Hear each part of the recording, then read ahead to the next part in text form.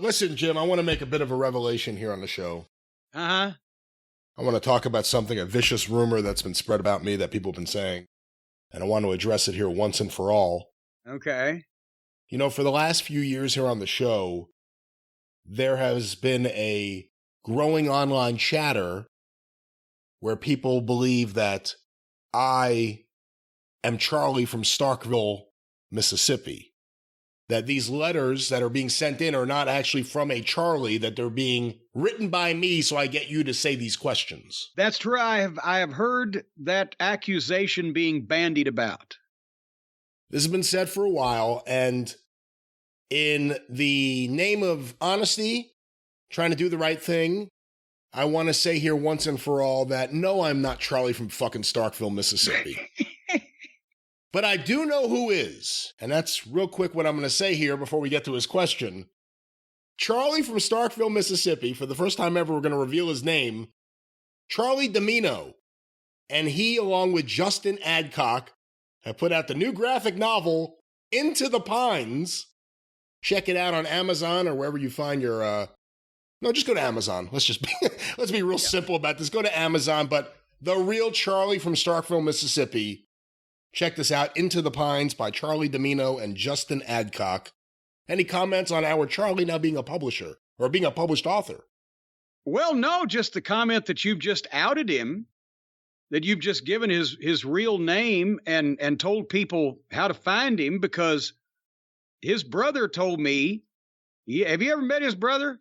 Boy, wait till his I don't brother believe gets the off of brother's work. real. There's no real brother. But his brother just told me that Charlie didn't want anybody to know where he was or how to get a hold of him, because he was scared of all the people that are mad at him because he monopolizes the questions on the program. So now you've just outed it. He's going to have 24/7 Secret Service security presence as a result of what you've done now. I hope you're happy with yourself. I'll be happy as long as I stop And that is his brother, because he tells me a lot of inside shit about Charlie. Like what? I can't say. I'm not a blabbermouth like you. Well, You realize what would if the stuff I knew about Charlie got out in public, fucking federal officials would be involved. I think they're a little busy in Mississippi with the DiBiase's, but let's get a question here from Charlie in Starkville, Mississippi. Hi, Jim. Former WWE wrestler Simon Gotch recently said Bray Wyatt told him to never talk to Vince McMahon when he was with the company.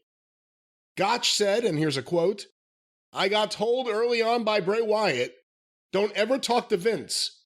Vince will not like you personally." Oh, excuse me, we changed that. Vince will not like your personality. Yeah, and it would not behoove you to speak to him directly. What are your thoughts on Wyatt's advice to Gotch? Have you ever heard a wrestler get that kind of advice? Yes, and actually I read this article. I think it was excerpted on Inside the Ropes, itrwrestling.com. Kenny McIntosh, our friend's involved with that over there. But I've read this statement.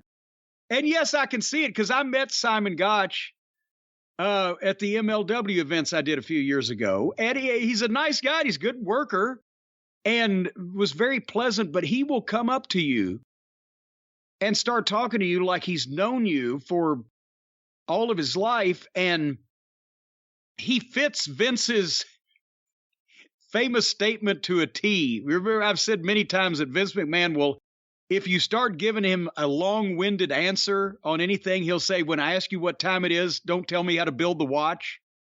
Simon Gotch is a watch build teller. Simon Gotch goes into detail. Simon Gotch is talkative. Simon Gotch was vaccinated with a phonograph needle.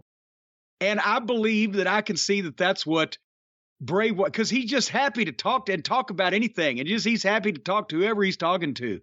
And he's impassioned about it, and he's animated, and he would get on Vince's nerves real bad is what it would do. So I can see that, yes. What wrestlers do you recall from your time in WWE that were absolutely guys that Vince would not want to talk to, and guys that it would behoove them to stay away from Vince? Oh, God. Other than Louis Spicolli. Well, Leon didn't do himself a lot of favors, because Vader, because he would also want to go to Vince about any decision that needed to be adjudicated that he didn't get a proper answer for. One time when he was rehabbing his shoulder, he wanted the ring crew to store and carry his dumbbells that he used to work out before the tapings. In every ring truck that went to every TV taping had a set of his dumbbells in it. And they either need to be the same dumbbells and switched from one truck to another or get multiple dumbbells, but he wanted some dumbbells. And nobody was giving him the answer that he wanted to hear, which was, yes, we'll do this. So he came in knocking on Vince. I'm in there, Bruce, JR, I can't remember, somebody else is in there. We're talking about something. It's a Raw taping. Knock, knock, knock on Vince's door, and the door opens, and there's Leon pops his head in, and Vince looks up, and Leon starts going into the fucking sales pitch about why he needs his dumbbells on the ring truck. And Vince is just like, tell him I said take your dumbbells, pal. And then he closed the door, and Vince would roll his eyes and go back to, the pencil behind his fucking ear or whatever, and here we go. Vince never minded talking to the boys, but he had a lot more time, obviously, for the main event guys. And sometimes it just depended. Either the underneath guys would either get over with him by the strange manner in which they tried to attract his attention and get an audience with him, or they would shit the bed the first time and he'd never forget about it. But at that time, again, I don't mean to be anti everything modern, but most of the guys from 20, 25 years ago that had already been in the business long enough and at a high level enough, or worked for enough different people, legitimate territories, or, long running promotions, that they kind of knew what to and what not to say to Vince. But now the guys, I don't know. I mean, the ones that do talk, a lot of them don't talk at all. But the ones that do talk, they've never worked a territory. They've never worked for long-running promoters. They've worked indies, or they've been in the training program. And they're all nervous wrecks, you hear them say, trying to talk to Vince. The guys in the 80s and 90s, they weren't nervous to talk to Vince. They were frustrated because it got increasingly harder, and you'd get, lines outside Vince's office door where people would be waiting for hours to talk to Vince. But once you got to talk to him, guys weren't nervous to talk to him. They want to pitch their shit, and they'd been around long enough to know how to pitch it or be comfortable with what they were doing. But now everybody's scared to talk to Vince because it's like he's the wizard. Well, Jericho's got that trademarked. The magician in the cave on the mountain, the wizened old man that you have to, jump through hoops to get an audience with, and then they don't know how to talk to him. And let's face it, from what we've seen on TV, does Vince know how to talk back anymore? Is it just, let me tell you something, Bobby. My name's not Bobby, Grandpa. That's what I said, Bobby. He says, talk to the chief, and he points to Bruce. Yeah, talk to Strongbow. Get it taken care of. Where's Strongbow? But I mean, I don't know. It's two different. It's a different generation of young wrestlers these days it's not that they don't know how to talk wrestling. They go in and talk show business and scripts and creative, and I have an idea for a storyline. And, presentation like that would have got you laughed out of the fucking office and kicked out of the locker room 25 years ago, but now it's what everybody does. But it seems to me, just from accounts that I've heard, that people are more nervous to talk to Vince today than ever.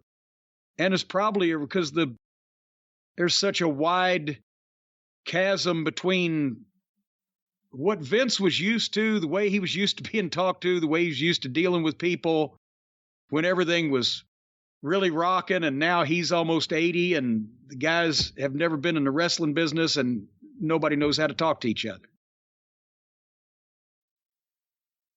All right, well, let's get... What was the question? The question was about Bray Wyatt telling Gotch, or Simon Gotch, not to talk to Vince. That was sage advice. And what happened? Did you get the bottom line of the article there? No, that was the entirety of the question from Charlie.